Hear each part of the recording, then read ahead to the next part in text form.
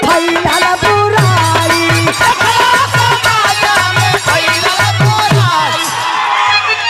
हल्ला कैसे कैसा हल्ला? तो उठ के एक बार खड़ा हो जा लोगन, एक बार उठ के खड़ा हो जा। खड़ा हो के तनी ताली बजाए के स्वागत करवा तो अच्छा लगे। हाँ ये हुई ना बात। आप लोग सभी लोग खड़ा हो जा। माने 2:30 बजे अब वही एनर्जी से हल्ला करे खातिर बड़ा लोग। इहे तू लोग भाई तोहरा दीवनवा का थाती बा, इहे थाती बा। आ यही छाती से कई लोगन का फटत छाती बा। हम घड़ी ओरी देखत नहीं कि घड़ी 2:30 पर पहुंच गए बा।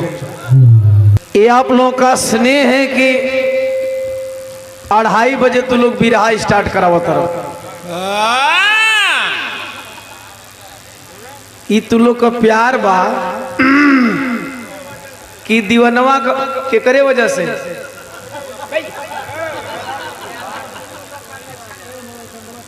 तू लोग का वजह से 2:30 बजे स्टार्ट होता। हम तो तू लोग की वजह से कहते नहीं, जैसे कि मंच तू लोग का, व्यवस्था तू लोग का, माइक तू लोग का। 2:30 बजे बिरहा स्टार्ट होता। अगर यही तर प्यार रही, हालांकि वहीं तो ढेरे लोग हुआ। केहर बड़ा तनी हाथ उठा के दिखावा लोग केहर बड़ा। एहर से लौकत नहीं खे ना, तनी हल्ला करके बतावा केहर बड़ा। माने 2:30 बजे अब वही एनर्जी से हल्ला करे खातिर बड़ा लोग। इहे तू लोग का भाई तोहरा दीवनवा का थाती बा, इहे थाती बा। आ यही छाती से कई लोगन का फटत छाती बा। 2:30 बजे तू लोग बिरहा ओपन करावेला, इहे तू लोग का पावर है। चलिए आइए, आप लोग बैठे हैं तो कुछ न कुछ तो गा ही देंगे। नहीं तो हम तो सोचत नहीं कि साला घड़िया और आगे जाई कहा।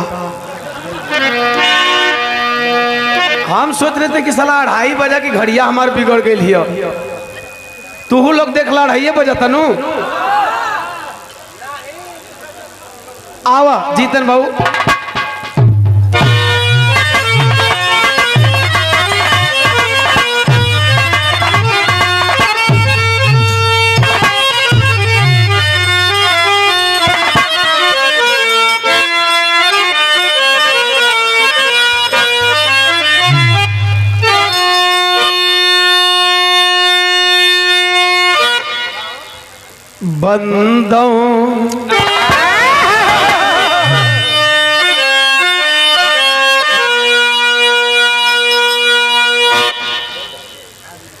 बंदों गुरुपद मात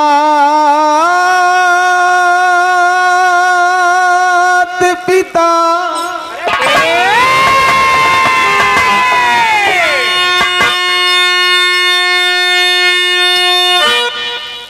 आज बंदों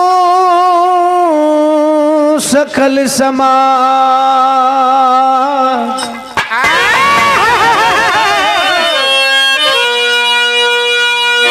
दया दृष्टि हो आपकी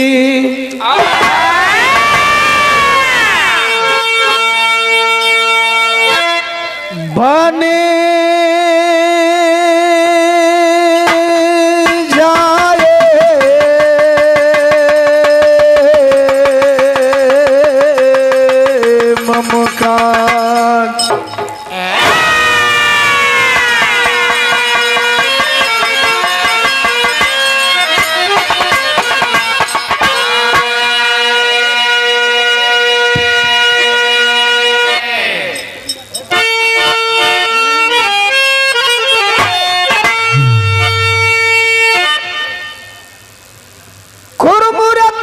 चंद्रमा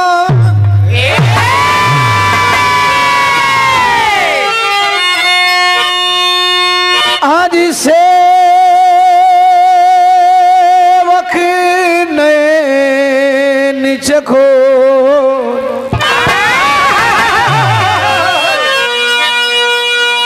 बार बार निरखत रहूं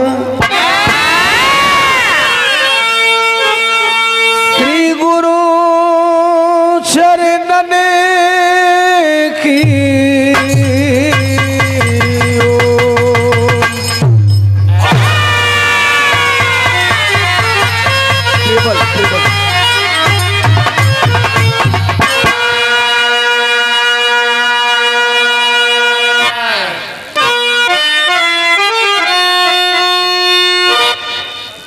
बुद्धं शरणं गच्छामि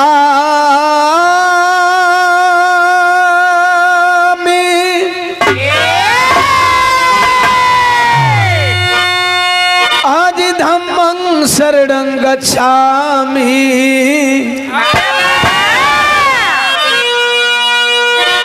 कृपा करो सद्गुरु स्वामी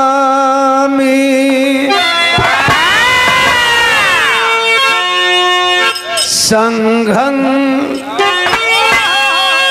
शरणं गच्छामि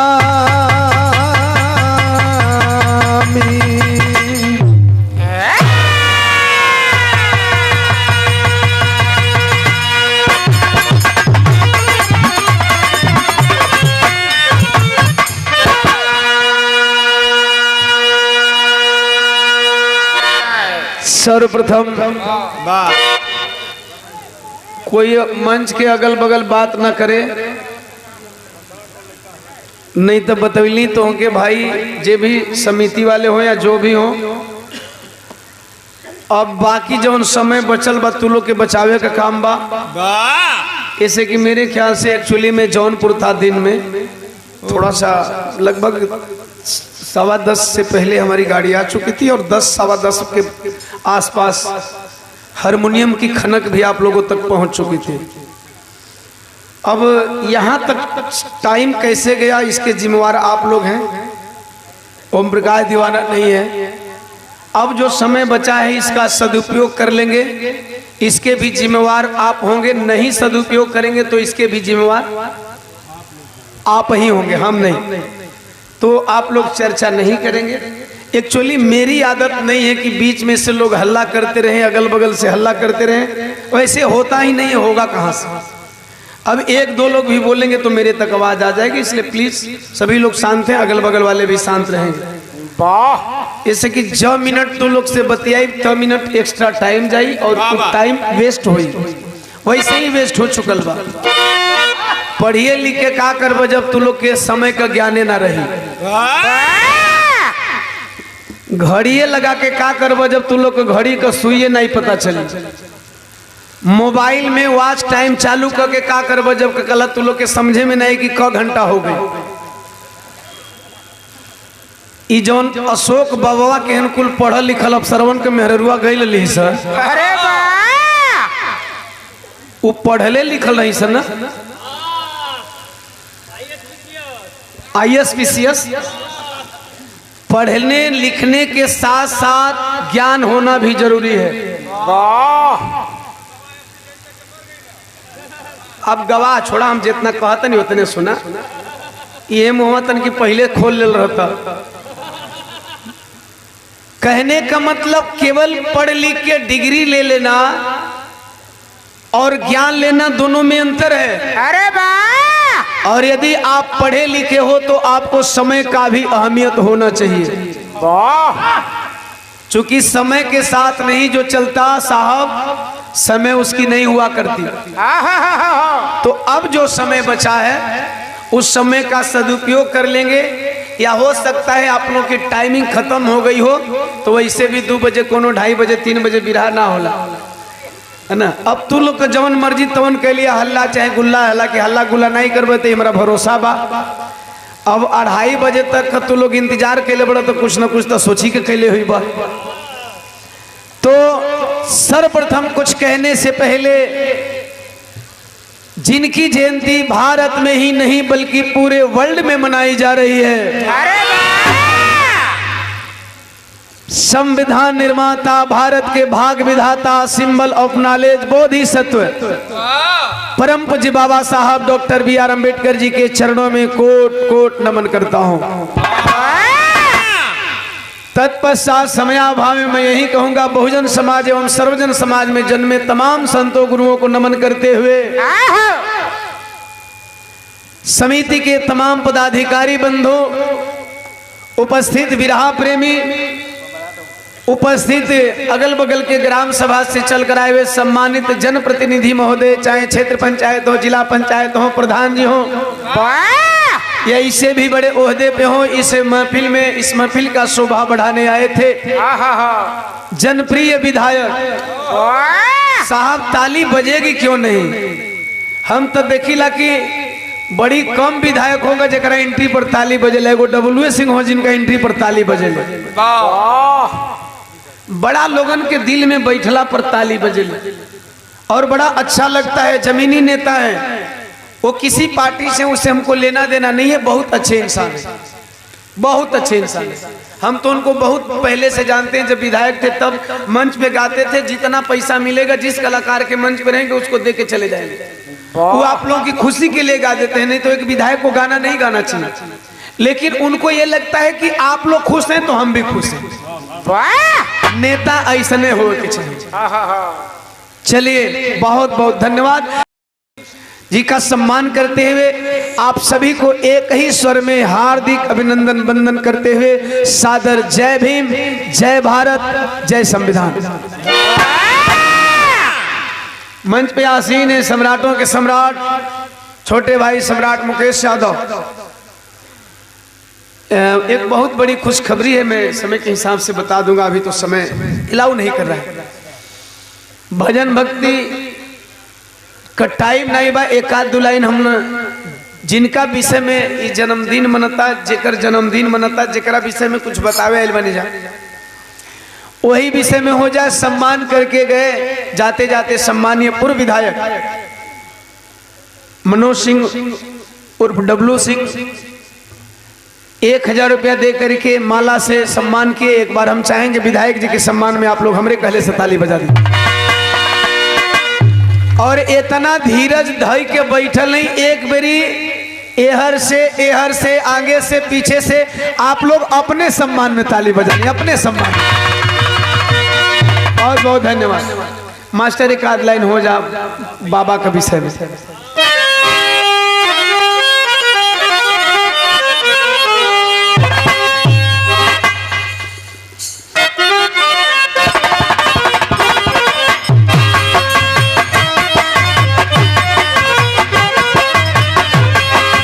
बाप जो जो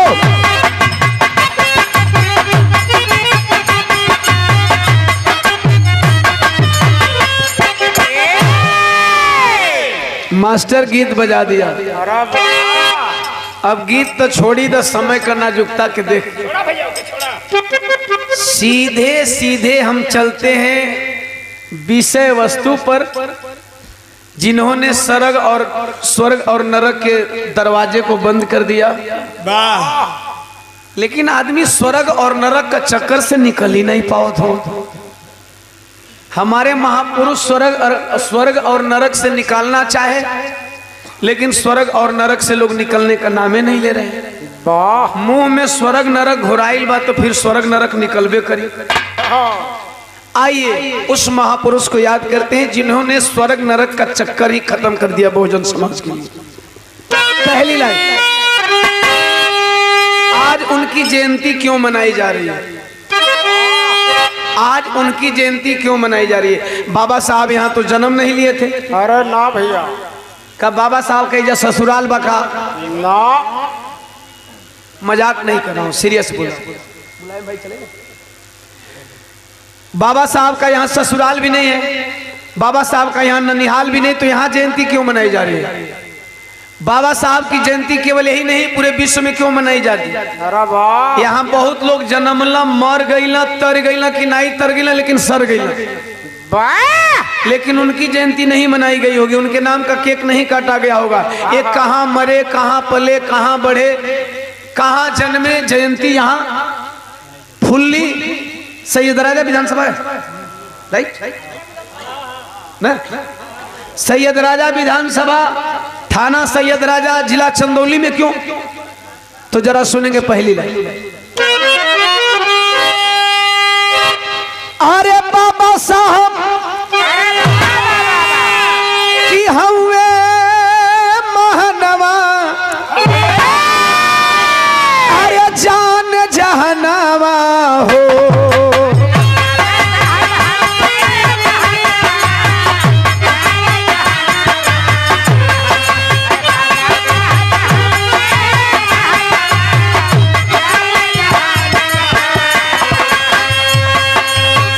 बाबा साहब हुए महानवा, जान जहनवा हो। करेला सब ही नमनवा, जान जहनवा हो।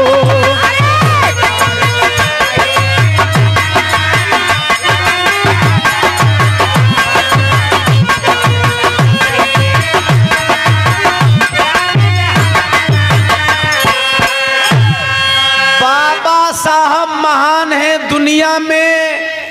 गरीब 6 विद्वान हुए जिनको पढ़ने की सुविधा नहीं थी, रहने की सुविधा नहीं थी, खाने की सुविधा नहीं थी, लेकिन 6 विद्वान हुए। उस विद्वानों में एक विद्वान का नाम आता है अब्राहम लिंकन, जिनको पढ़ने वाले साथी जानते होंगे कि माँ अंगीठी जलाया करती थी और उसके रोशनी में उसी राख से पढ़ा करते थे। जिन्होंने डेमोक्रेसी का परिभाषा लिख दिया, जिन्होंने लोकतंत्र का परिभाषा लिखा, बीच में मत धीरे धीरे धीरे धीरे धीरे धीरे, जिन्होंने डेमोक्रेसी का परिभाषा लिखा, वैसे विद्वानों की श्रेणी में बाबा साहब नंबर 1 थे। क्योंकि वक्ताओं के द्वारा सुना है आपने कि बाबा साहब विद्यालय से बाहर बैठ करके पढ़ा करते थे। बाबा साहब को पानी नहीं पीने दिया जाता था। उन 6 विद्वानों में बाबा साहब डॉक्टर BR नंबर 1 थे। अभी तक बाबा साहब ने पूरे वर्ल्ड में सबसे ज्यादा डिग्री लेने का काम किया। बाबा साहब के पास 1 2 नहीं, दर्जन नहीं, बल्कि 32 डिग्रियां थी। यहाँ तो हर लड़का मैट्रिक पास करे में ओकर नानी याद आ जाती है। एक हल्का सा लेवल बढ़ा कर साउंड कैसे आप लोग हट जाएंगे, भाई से बात करेंगे। साउंड वाले भैया 2-4-5 मिनट अभी रहेंगे साउंड के ऊपर।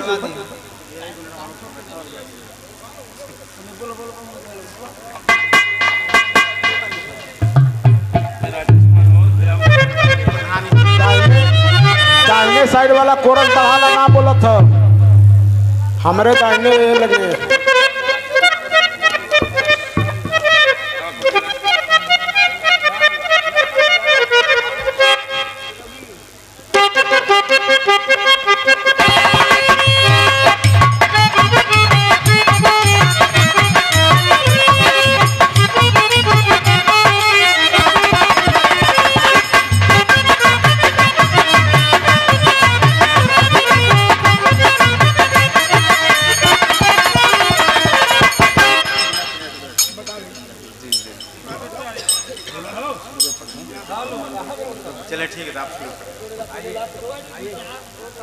एक बार मैं इस तस्वीर को ऊपर करूंगा, आप लोग बिना कहे अपनी ड्यूटी निभा देंगे। ये भी एक अभियान है, मैंने बहुत दिन से शुरू किया है कि जब अपने महापुरुषों की तस्वीर आए तो बिना कहे आप लोग हाथ उठा के ताली बजा दे, कहना ना पड़े। ये मान्यवर मसीहा कानसी राम साहब, जिन्होंने इस दलित शोषित वर्ग को शासक बनना सिखाया, आज इनके अभियान और इनके मिशन की देन है कि आज वो भी नीला पट्टा बांधने को मजबूर हो गए हैं, जो कभी बाबा साहब और मान्यवर साहब को सम्मान देने का काम नहीं किया। साहब, यही अंबेडकरवाद का खौफ है और एक खौफ हमेशा विरोधियों को रहना चाहिए। अरे वाह, हमेशा यह अंबेडकरवाद का खौफ विरोधियों के अंदर रहना चाहिए और इन्होंने जो खौफ अपने विरोधियों में पैदा किया था, यह अंबेडकरवाद धीरे धीरे घर घर तक पहुंचना चाहिए। जिस बहुजन समाज की स्थापना इन्होंने की थी, वह बहुजन समाज धीरे धीरे एक मंच पे हो रहा है। इसके लिए ओम प्रकाश दीवाना दिल से आप लोगों को साधुवाद देता है। 500 रुपया आदरणीय आ जाइए आ जाइए, टोपी भी आ जाइए, नाम लिख।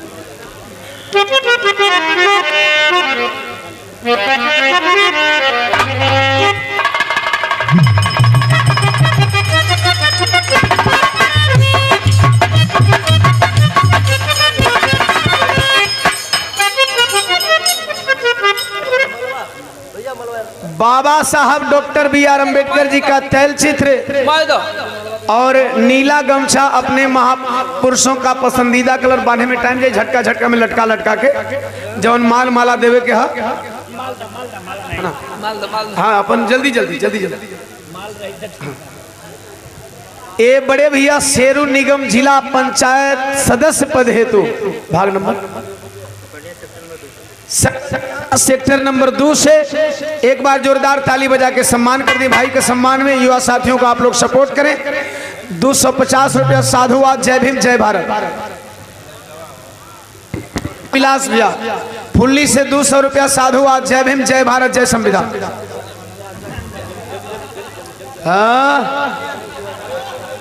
जमाने में कहल गई वह देखा इसकी पुण्य देखा इसकी पाप।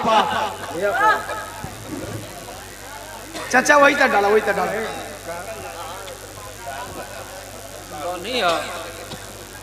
अब 1 घंटा बांधा नहीं हटा।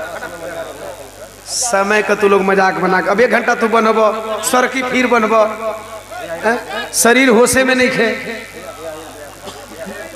ये बात है ना, टाइम का कीमत समझा महाराज भाई। तो जल्दी जल्दी डाल दो, जो ले बनब तो ले 4 गो डलब। शेरू भैया हरिचरना से 502 रुपया। 2 रुपया दे के 1 रुपया मत कहनी है ना। हम मनुवादी ना है कि 51 का न्योता करो। ठीक है, कौनो मन पर आप लोग देख ले हम 101 बोलबे ना करें। अगर 1 रुपया आ गए तो धीरे से गिरा दे, कर दो 100 रुपया। हम समता मूलक समाज की स्थापना करने वाले लोगों में से है साहब। हम अपने महापुरुषों के सपना के अगेंस्ट नहीं जा सकते। हाँ जितना है जल्दी जल्दी डाल दे जा। माला कम हो रही माल ज्यादा रही तो चली।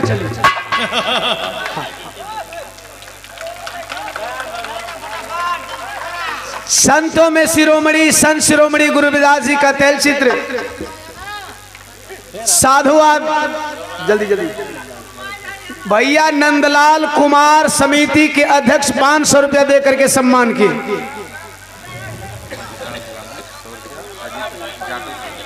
विशाल दीवाना 100 रुपया। अजीत जाटो 100 रुपया साधुवाद। बनियो ये पानी ये बदे देते हो कि पानी का कीमत भैया बतावा। भैया अनूप कुमार 50 रुपया और 10 रुपया का पानी 60 रुपया।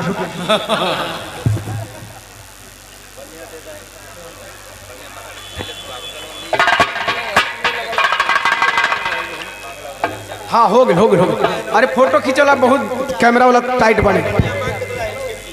नाम बताएं। राजबली सुपरवाइजर साहब पीथापुर से, जहां बिरहा रहल आज से 4-5 साल पहले। लालू दुकानदार फुल्ली। यह प्यार है, यह स्नेह है, यह दुलार है भैया। और यही दुलार का आपका भाई कायल भाई प्यार दुलार हुआ लोगन का कम न होखे, यह मंगल कामना। खाली एक बेर में खाली डाले में टाइम लगल, गिरावे में टाइम नहीं लगल। आप लोग गलत जगह पहुंच गए।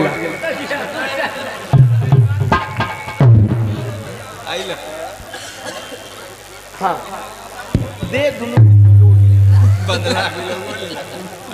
हाँ साला यही का तो दम बा। गौर करेंगे।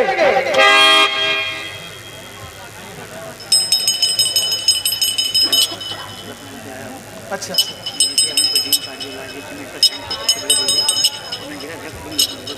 रिटायर्ड सूबेदार आर्मी से बसगावा के रहने वाले हैं और भीम आर्मी जिला अध्यक्ष हैं। और आपकी बिटिया अच्छा लखनऊ की जिला अध्यक्ष है। और बिटिया क्या है? डीएम कार्डियोलॉजिस्ट हैं। बिटिया एक बार जोरदार ताली बज जा। 500 रुपया दे करके हमारे गार्जियन सम्मान के सादर जय भीम।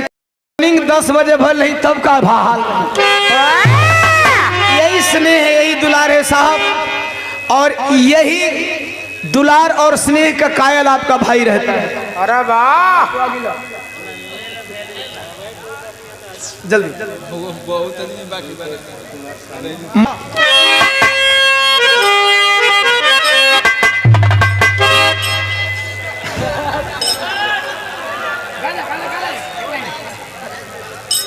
अपने बहुजन महापुरुषों की करुणा है ये। मैंने एक पॉइंट बताया था, बाबा साहब डॉक्टर बी आर अम्बेडकर, एक ही पॉइंट पर इतना रुपया मिल गया। 6 विद्वानों में से नंबर 1 विद्वान थे। अरे बाबा, नोट करेंगे जो मैं बताऊंगा वह नोटेबल होता है। अगर बाबा साहब की जयंती में आए हो तो मैं बताता हूं, बाबा साहब के विषय में बताना सूरज को दीपक दिखाने के बराबर होता है साहब। लेकिन बाबा साहब वो सागर हैं जिस सागर में अनेकों मोतियां छुपी हुई हैं, जिनमें से कुछ मोतियों को चुन कर लाया हूं आप जैसे ऑडियंस के लिए। अरे बाबा, जिसे आप नोट करेंगे आपका भला हो जाएगा। 32 डिग्री थी, 9 भाषा के जानकारी थे, 9वें भाषा पर कल ही किए वो बाबा 15 भाषा का जानकार रहे। जहां बाबा साहब डॉक्टर बी आर अम्बेडकर ने महिलाओं का मान सम्मान बढ़ाया, महिलाओं को हक दिया, महिलाओं को अधिकार दिया, वही अशोक खरात ने महिलाओं को लूटने का काम किया। बिरहा आया है यूट्यूब पे, आप सुन सकते हैं पूरी सच्चाई। बाबा साहब डॉक्टर बी आर अम्बेडकर इतनी डिग्री लेने के बावजूद 14 अप्रैल 1891 को जन्म होता है माता भीमाबाई, पिता रामजी राव साहब महू में जन्म होता है। ये सारी बातें सुन चुके हैं। बाबा साहब 32 डिग्री लेने के बाद एक बार पारसी होटल में रुकते हैं। पारसी होटल वाले ने जात पूछा और जात पूछ करके होटल से बाहर निकाल दिया आधी रात को। दुनिया का सबसे विद्वान व्यक्ति बैठ करके बाहर परिसर में रो रहे थे सामान लेकर के, और रो रो करके सोच रहे थे कि मेरे जैसे पढ़े लिखे की हालत ऐसी है तो पता नहीं हमारे भारत के तमाम दबे कुचले अनपढ़ गंवार मजलूमों की हालत क्या होगी। बाबा साहब ने एक प्रतिज्ञा लिया, जब तक से मैं भारत में समता मूलक समाज की स्थापना नहीं कर दूंगा, वह व्यवस्था नहीं दे दूंगा, तब तक से यह अम्बेडकर चैन से सोने वाला नहीं है। बाबा साहब ने जिंदगी का पहला आंदोलन किया। जिंदगी का पहला आंदोलन कौन आंदोलन था?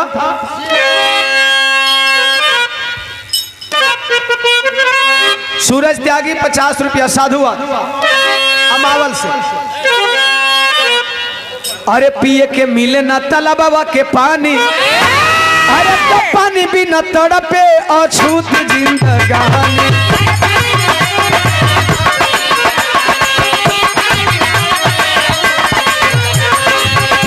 अरे लड़े खातिर कैले ये लड़वा जान जहनवा हो।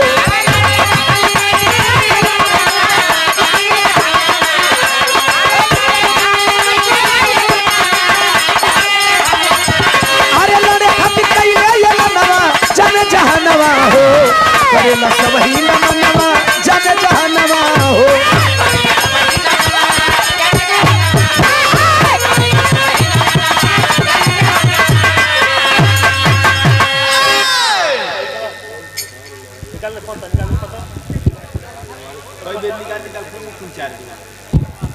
जसवंत प्रधान जी वो नावल के ऐतिहासिक सरजमी से आज आपके स्वराज ट्रैक्टर एजेंसी का उद्घाटन हुआ है। कहाँ पे?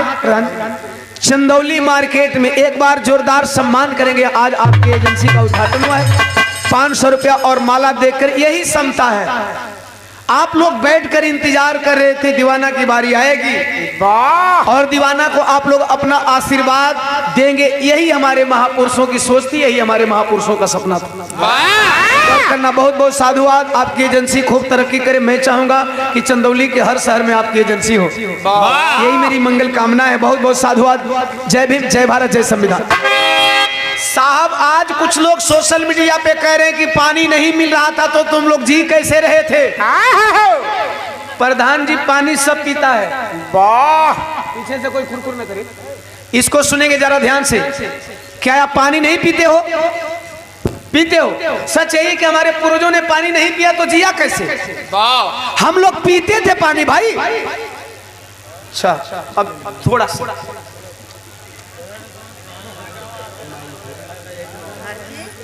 अच्छा घर चीज से तो बहन निकल गई तो जबले ना होला कि फलाने का मम्मी तबले हम ना बोली ये 50 रुपया। और मुझे बड़ी गलानी हुई क्योंकि मैं बहन को भाभी नहीं बोल सकता भाई। 50 रुपया साधु पानी की मैं चर्चा कर रहा था। अगर कोई आपसे कहता है सोशल मीडिया पे लिखता है तो उसे बता देना कि हम लोग पानी कैसा पिया करते थे। अरे बाबा, क्योंकि बिना पानी पिए जीते नहीं थे। सुन लेना कैसा पानी पिया करते थे। बड़े भैया डब्लू सिंह जी बहुत अच्छी बात बताते हैं। उन्होंने कहा कि गरीब का बच्चा पहले हाथी की ऊंचाई थी, उतने ही ऊंचा अमीर आदमी होता था, लेकिन अब ऊपर रहता है अमीर आदमी। ध्यान से सुनेंगे, उनकी 2-3 पॉइंट में मैं पॉइंट इंक्लूड कर रहा हूँ। उन्होंने कहा कि गरीब का बच्चा यहाँ पढ़ेगा, अमीर का बच्चा थोड़ा सा शहर में जाएगा, उससे अमीर का बच्चा बनारस बंबई जाएगा और उससे ज्यादा अमीर का बच्चा विदेश जाएगा। ये बात तो आप लोग समझ गए होंगे। गरीब का बच्चा सरकारी विद्यालय में पढ़ी तनकी ओकरा ले, अमीर का बच्चा तनी बढ़िया कन्वेंट में पढ़ी ओकरा ले, ओकरो ले बढ़िया, ओकरा ले ढेर हाई फाई कन्वेंट में पढ़ी, ओकरा ले बढ़िया विदेश वाला कन्वेंट में पढ़ी। ये तो समझ गए होंगे। ठीक इसी तरह से साहब पहले भी पानी 2 तरह का हुआ करता था। पानी का हमेशा कई क्वालिटी होता है। अब तो पानी 2 ही तरह का नहीं, के पहले 2 ही को पानी रहे साहब, एगो साफ एगो गंदा होता। तभी तो हम जी रहे थे, तभी तो हम जी रहे थे। सुन लेना, बिरहा तो बहुत हुई, एक सुना लोग जवना खातिर हमें बुलावेला। पानी पहले 2 क्वालिटी का होता था, एक गंदा और एक साफ। एक पानी वो होता था जिसमें पशु पक्षी कीड़े मकोड़े रेंगते थे और पानी पीते थे, और एक पानी वो होता था तालाब का साफ पानी जिस पे भारत के कुछ चंद मुट्ठी भर लोगों का अधिकार हुआ करता था। अरे सोशल मीडिया पे लिखने वाले अनजान लोगों से कह देना कि हमारे पूर्वजों ने ऐसा गंदा पानी पी करके जिया। वाह, आज पानी कैसन पियाता? नल का, वाह, बड़ुए कुआं का, वाह, अब भी कुआं चलता। ऐसा नहीं कि तोहरा के नहीं कहता समझ लो कि हाँ सगरो न लेबा। नल का, कुआं का। अभी भी आप नहीं मानेंगे साहब, इंडिया को घूम करके देखिए, आज भी पहाड़ी इलाकों में चले जाइए, आज भी पहाड़ी भाई चुआड़ का पानी पीने को मजबूर होते हैं। वाह, पूछते हो हमारे पूर्वज कैसे पानी पिया करते थे? सुनो, आज इसकी परिभाषा बताने आया हूँ। घड़ी में 3 बजे चाहे 5 बजे ओम प्रकाश दीवाना को जो बताना होगा वही बताएगा। ओम प्रकाश दीवाना को जो बताना होगा वही बताएगा। समझ लीजिए, पानी अभी तो चुआड़ की पानी बताए ना, नलकूप, कुआं, चुआड़, तालाब, नदी, समंदर। ये पानी का क्वालिटी उस टाइम का था, लेकिन आज के पानी का क्वालिटी है कुआं, चुआड़, नलकूप, नदी। अरे साहब अब थोड़ा रंगीन दुनिया में आते हैं, बिस्लेरी 20 रुपया बोतल। थोड़ा उससे अमीर हो गए तो 50 रुपया बोतल, उससे अमीर हो गए तो 500 रुपया बोतल, और उससे भी ज्यादा जैसे कि बोले मंत्री विधायक हो गए तो 5000 रुपया बोतल। आज भी पानी की क्वालिटी है। पूछो कि पानी कैसे पीते हो, आज भी क्वालिटी है। ठीक उसी तरह हमारे पूर्वज गंदा पानी पीते थे। बाबा साहब डॉक्टर बी आर अम्बेडकर ने कहा गंदा पानी पीते हो बीमारी लगती है, जल्दी तुम्हारी जीवन लीला समाप्त हो जाती है, इससे बेहतर है कि साफ पानी पियो। लेकिन साफ पानी कहाँ पियोगे? साफ पानी पे कुछ चंद मुट्ठी भर लोगों का आधिपत्य हुआ करता था, कुछ सामंतवादियों का आधिपत्य हुआ करता था, कुछ मनुवादियों का आधिपत्य हुआ करता था, कुछ गैर अम्बेडकरवादियों का आधिपत्य हुआ करता था। बाबा साहब ने कहा पानी पियोगे तो भी मरोगे, नहीं पियोगे तो भी मरोगे। गंदा पानी पियोगे पहले मरोगे, साफ पानी पियोगे तुरंत मरोगे। अच्छा बड़ा अंतर है भाई। गंदा पानी पियोगे पहले मरोगे, लेकिन साफ पानी पियोगे तुरंत मरोगे। साफ पानी तुम्हें मिलता नहीं, पानी के लिए लड़ना पड़ेगा, क्योंकि साहब हक मांगने से नहीं, हक लड़ करके छीनने से मिलता है। नहीं मिलता। बाबा साहब ने कहा लड़ना पड़ेगा पानी के लिए, और पानी के लिए लड़ोगे तो दो फायदा, पानी के लिए नहीं लड़ोगे कोई फायदा नहीं। हो सकता है लड़ाई करते करते तुम्हें लाठी खाना पड़े, तुम्हें डंडा खाना पड़े, तुम्हें चोट सहनी पड़े, हो सकते है एक आध लोगों की कुर्बानी देनी पड़े, लेकिन आज अगर पानी के लिए लड़ोगे तो पहला फायदा होगा कि पानी का टेस्ट जान करके मरोगे कि स्वच्छ पानी का टेस्ट कैसा होता है। और अगर आज लड़ लोगे तो कल आने वाली तुम्हारी पीढ़ियां सदा के लिए आजाद हो जाएंगी। तय आपको करना है, लड़ करके मरोगे या बिना लड़े मरोगे। लड़ करके मरोगे, ईवीएम से आजादी मिल जाएगी। लड़ करके नहीं मरोगे, रोज लाठी डंडा खाओगे। तो अब तय आपको करना है कि एक बार आंदोलन करके लाठी डंडा खाना है या आजीवन लाठी डंडा खाना है। वाह, केवल मैं उस टाइम की बात नहीं बता रहा हूं, इस उदाहरण को कभी भी लागू कर सकते हो। बाबा साहब ने ऐसा किया। अब मैं एक लाइन उन लोगों के लिए बोलूंगा जो बाबा साहब से जलते हैं। साथी गायिका ने बताया कि बाबा साहब की मूर्तियां तोड़ी जाती हैं, बाबा साहब के तस्वीर पे पेशाब किया जाता है, बाबा साहब का जुलूस रोका जाता है। आखिर जब पूरा भारत अंबेडकरमय हो गया, अभी 14 अप्रैल को सभी भारतवासी नीला पट्टा लगा करके घूम रहे थे। अरे वाह, तो इस ससुरा हिंजड़ा का औलाद मूर्ति तोड़ने वाले कहां से आते हैं? अरे 14 अप्रैल को तो पूरा इंडिया नीला दिख रहा था। अगर पूरे इंडिया के लोग अंबेडकरवादी हो गए तो ये साले हरामखोर, इन लोगों को क्या बोले, एक गधे के पैदाइश, ये जुलूस रोकने वाले कहां से आते हैं? वाह, सोचो कि इसी देश में आज भी बाबा साहब से नफरत करने वाले लोग हैं, और बाबा साहब से ही नहीं, बाबा साहब के मानने वाले लोगों से भी नफरत करने वाले लोग यहां पैदा। कैसे अंबेडकरवाद की स्थापना होगी? और यही बात कह दो तो लोगों के पिछवाड़ में बरनौल जर जाता है। अरे वाह, मुंह से अंबेडकरवादी होना और दिल से अंबेडकरवादी होना, दोनों में बहुत फासला है, बहुत फासला है।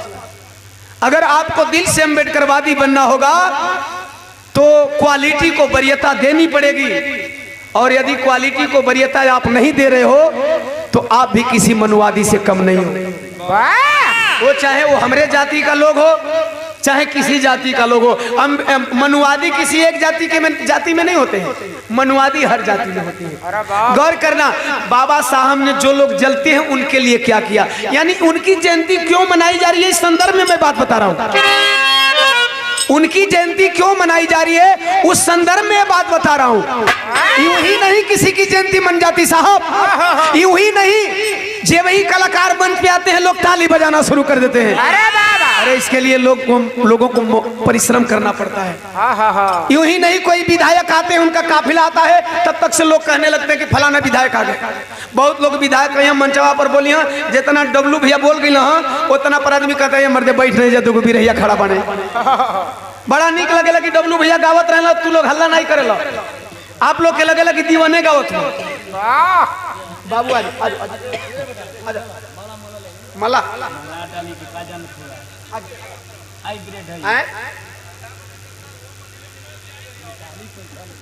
का है यूजीसी पे छोड़ा, तुम्हार दूसर मुद्दा बा, ए मुद्दा में बड़ा बाबू नाम बता। प्रिंस बाबू 20 रुपया देला बाबू, जुग जुग जी, बाबा साहब डॉक्टर बी आर अम्बेडकर की तरह नाम रोशन करे। देखा हिम्मत है, गौर करना, बाबा साहब डॉक्टर बी आर अम्बेडकर ने ये आजादी दिलाई। अब एक लास्ट पॉइंट जिसके लिए मैं बता देना चाहता हूं, हुई है ना राजा अब रानी के पेट से, अरे तब कोई राजा बनी पेपर बैलेट से।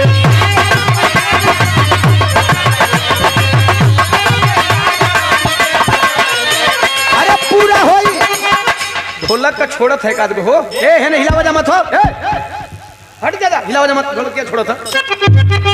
अरे पूरा होई सब कर सपनावा जान जहनवा हो।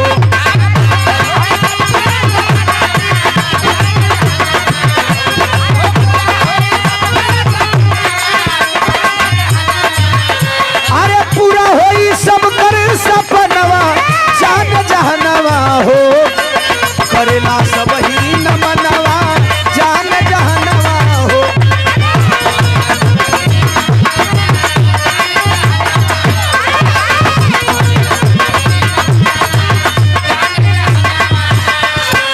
आशिक लाल आशिकाना। अच्छा आशीष लाल हम कहीं आशिक नमोह आशिकाना हो यो हो। आशीष लाल आशिकाना हमार हो दीवाना आई आपन गावे लगाना बिरहिया हो ओ नावल के धरती से है ना। और इनकर काम है जब दीवाना खड़ा हो गई ना तो पैसा दे के माला पहनाना। बहुत बहुत साधुवाद आशीष भाई कलाकारी खूब बढ़े। टीका लगाना टीका बड़ा लंबा वाला मरले हो करबो मत करा माना छोड़ा ए लाइन सुन लेंगे। हेलो काम हो गल भैया है तनी बतियाईला हमके इशारा का दिन हम बनवाए ले भैया रोज तो लोग के अलग ट्रेनिंग देवे के पड़ जाला। हाँ बतिया लें एक बाद हम कह दे सुन ले लो गौर करेंगे ये बात जरूरी है सुनना। संविधान से पहले कोई दलित शोषित वंचित वर्ग का राजा नहीं होता। अरे वाह प्रधान जिला पंचायत विधायक मंत्री संसद MP MLA Ramkaran Rao building and DJ. Ramkaran Rao building and DJ DJ बजे लतवन। अच्छा 200 रुपया बहुत बहुत प्रणाम। डिजिटल युग में कुछो का नाम कुछो हो सकता। अच्छा बड़ा रिक्वेस्ट कर दिला पहले फोटो ले वाला तोर मोबाइलिया कैसे बोलत ठीक बोलत थोड़ा हैंग कर आओ घलो अब 4 बेर लेबो तो 4 बेर ऐसे ऐसे घूमत। अरे भैया भैया जय भीम जय भीम जय भीम बोले जाने ला ना। हाँ जेकरा नया होते ओकरा के तहनी के सिखावे खातिर है ही जा है ना। जेकरा नया होते कुछ लोग तो जबरियो सिखत हुआ। साधुआ जय भीम जय भारत जय संविधान। लेकिन हम लोग चाहते हैं कि जबरी ना सीखो दिल से सीखो। हम लोग का मेन मिशन है कि जबरी नहीं दिल से सीखो। जय भीम यहाँ से निकले यहाँ से जैसे गवैयन रुक रे जैसे गवैयन का आवाज आंख से निकलेला वही तरह जय भीम दिल से निकले। वाह ओके पहले राजा नहीं होते। बाबा साहब डॉक्टर बी आर अम्बेडकर के संविधान से पहले राजा केवल रानी के पेट से पैदा होता था और रानी के पेट में एक डाई होती थी। डाइन डाई मतलब सांचा डाइन नहीं यार। अच्छा वो के कही सकत लोग उडैनिया खाली कही राजा निकाल। लेकिन डाई अगर डाई बनेला साहब तो एक डाई से दोनों बन जी एगो गिलसियो बन जी पतलो बन जी वो चरखनवा पचखनवा बन जी। लेकिन ये ऐसन डाई रहल सरवा कि एकरा ले खाली रानी चाहे 50 गो लड़का फेंक द कंपनी में से। लेकिन उ डाई एक ही लड़का के राजा बना के भेजे। वाह ये समझल जरूरी है। उ डाई खाली एक ही राजा के लड़का बना के भेजे और उ डाई वो डाई में राजा तो बने लेकिन उ राजवा अनहरो हो जा सके। आन्हर लूल्हा लंगड़ा काना अंगुड़ा बंगुड़ा टेढ़ा बिना समान को आंगुड़ बांगुड़ कुल चल जाए वही में। लेकिन उडाई कहती थी कि राजा लिखा गया इसके लीलार पे। अब वही रानी का ये समझना जरूरी है और इसे मैं समझाता हूं डिटेल में। रानी का पहला बेटा राजा बनेगा लेकिन अगर उसी रानी ने 5 बेटा पैदा किया है। एक बेटा पढ़ लिख करके विद्वान है, एक बेटा इंजीनियर है, एक बेटा डॉक्टर है, लेकिन वह नियम कहता था कि 4 बेटा राजा नहीं बनेंगे। वह राजा कब बनेंगे जब वो अनहरा मर जाए तब, या तो वो अनहरा का वध होई।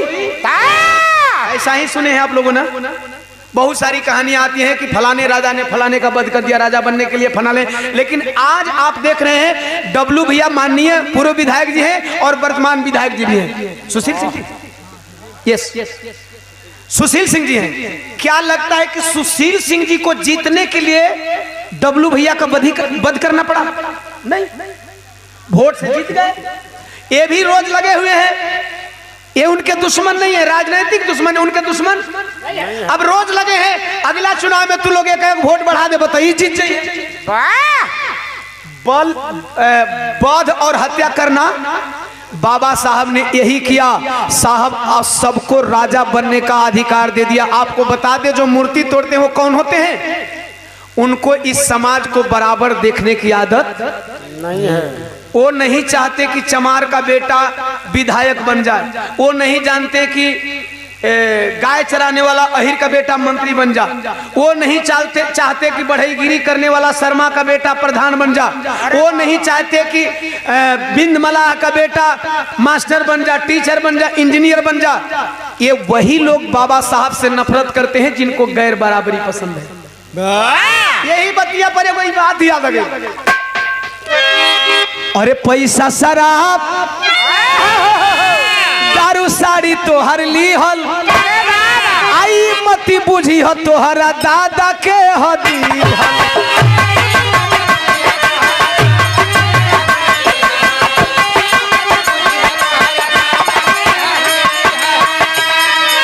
और एक बात हमें विधायक जी का नहीं देखा, जेकर नीक बाव कर चर्चा करो, है ना?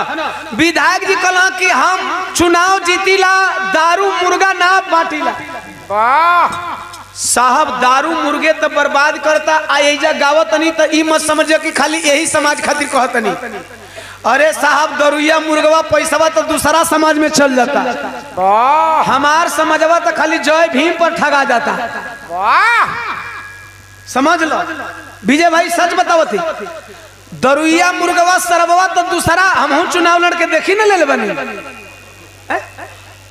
कहा लोग कि हमरा घरे 100 गो वोट बा, 1 लाख रुपया चाहिए हमको। नहीं रे बाप रे बाप, चमरा झूठे बदनाम हो, पैसा तो हे टोलवा मंगा था।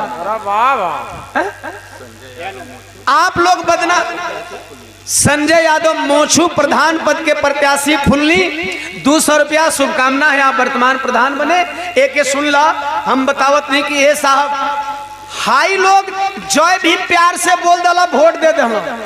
वाह, अब का तई कुल वोट भी कहाँ गई पैसा पर, जबकि सच ये बा कि जय भीम पर ही पगला गल के रे जय भीम हम बाबा साहब के माने न दे दो। तो कहा था नहीं वोट बेचे वाला चाहे कौनो समाज का लोगों का नहीं बेचे के चाहिए। काहेला? पैसा शराब अरे दारू साड़ी तोहर ली हल, आई मती बुझी हो तोहरा दादा के हदी।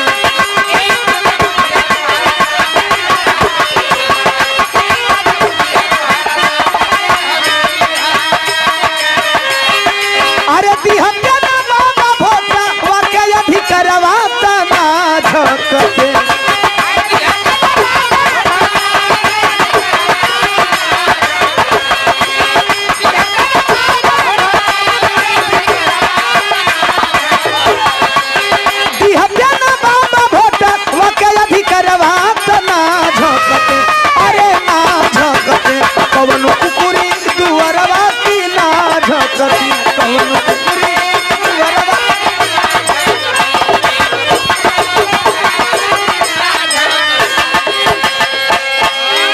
समझा लोग, अगर बाबा साहब वोट का अधिकार ना देले रहता तो तू लोग कौनो जात का वोट बेचवैया होखा, ये कुकुरा कुकुरी तोहरे दुआरे पर रहता ना।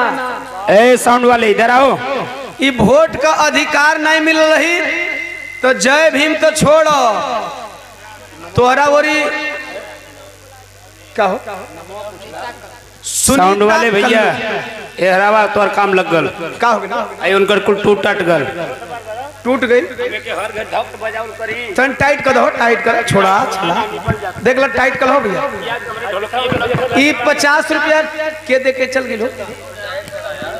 सुनीता देवी ए बहनी के द्वारा 50 रुपया साधुवाद, जय भीम जय भारत। इस सारा कुछ बाबा साहब का देन बा, और बाबा साहब का देन बा। साहब हम लास्ट में यह मैसेज दे कि सब कोई दिल से बाबा साहब के मानो, एक बाबा साहब का भारत के बाबा साहब के सपना का भारत बने।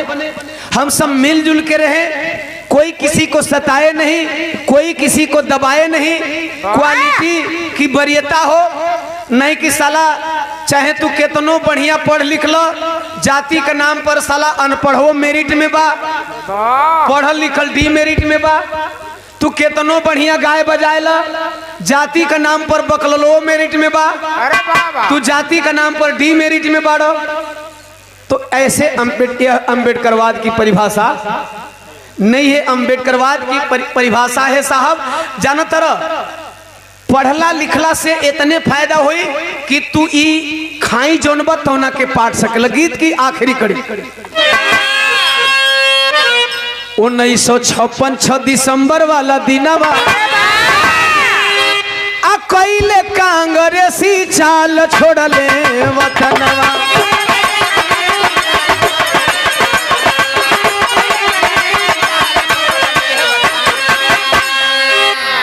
कांग्रेस वाले बाबा के जन्मजात दुश्मन हैं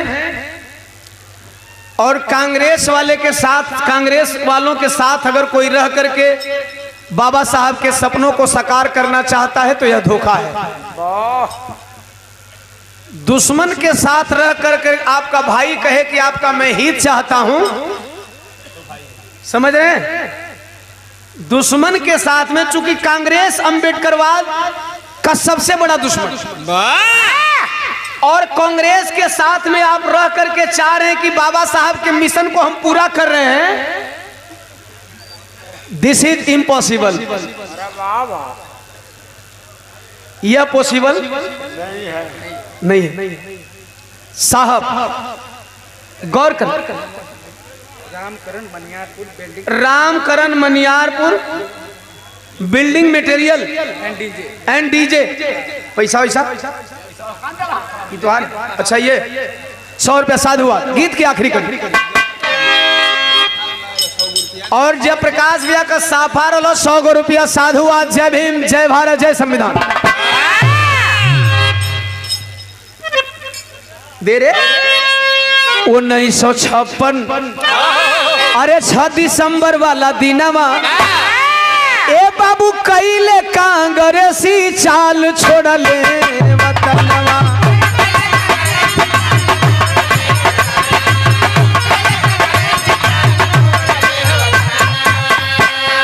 अरे गावे में रोवे दीवानवा कि जाने जहनवा हो। अरे करेला सब ही न मनवा अब जाने जहाना।